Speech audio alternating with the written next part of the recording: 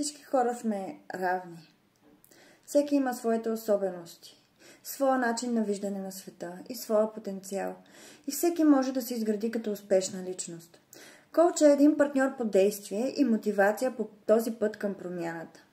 Коучът не оценява и не съди хората, защото няма добро или лошо, а всеки прави най-доброто, на което е способен към дадения момент. Просто даденият човек има конкретни знания и натрупан опит, за да реагира по даден начин в дадена ситуация и за всичко винаги си има причина. Това, че аз бих реагирала по различен начин, това не прави другия човек по-лош или по-добър от мен.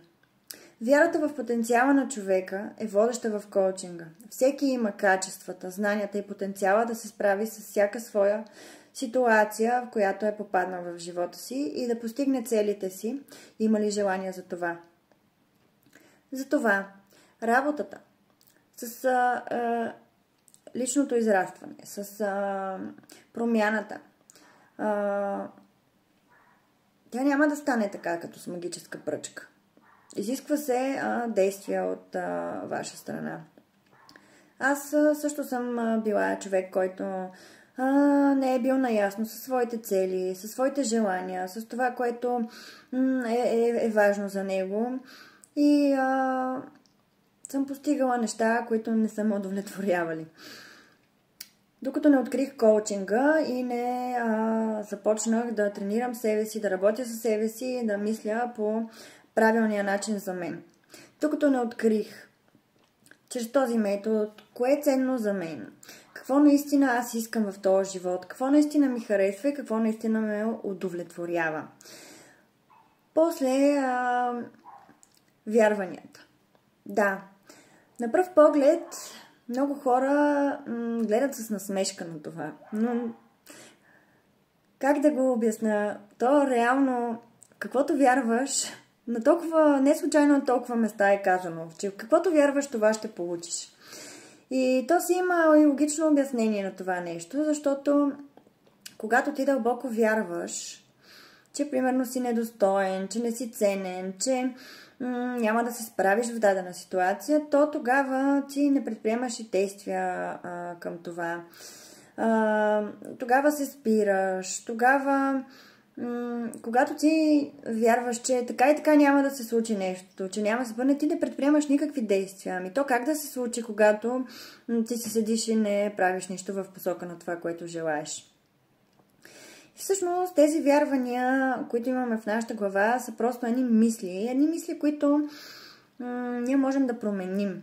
Така изисква се работа с нас самите, изисква се постоянство и търпение, защото случва се, правиш някаква промяна, внедряваш един нов навик, нали, претрансформираш своето ограничаващо вярване в положително, но необходимо е време, необходимо е действие, нали, за да повярваш в това ново вярване, за да го почувстваш, нали, че наистина е така. Понякога старите вярвания и самосаботажите се връщат в дадени моменти. Когато, примерно, ние се развиваме, ние се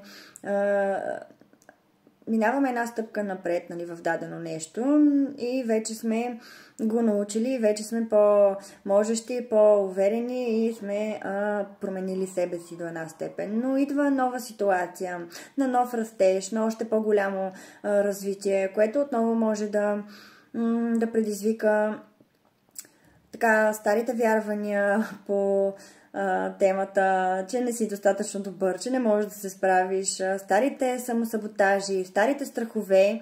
И всъщност тук отново, нали, човек има два избора. Или да се откаже и да приеме, че това е положението, животът е такъв какъвто е, на мен не ми харесва, обаче не ми се полагат усилия, много работа се изисква, няма да стане и няма смисъл. Или да избере твърдо да реши, че той иска промяната, иска новия си живот, иска да постигне това, което му харесва и което ще го направи щастлив и ще действа по този път и ще работи със себе си. И да, преработките не са като магическа пръчка, замахваме и всичко е наред. Нужно е да отделим време, нужно е да се посветим, нужно е да го правим със съзнание, с желание, но това всичкото го правим за нас и за нашето израстване. На мен лично това много ми е помогнало, работата със себе си, да се променя, да стана по-уверена, да започна да се изявявам и така да мога да предам тези знания, които имам, които са ми помогнали и на другите хора, които имат желание също да помогнат сами на себе си.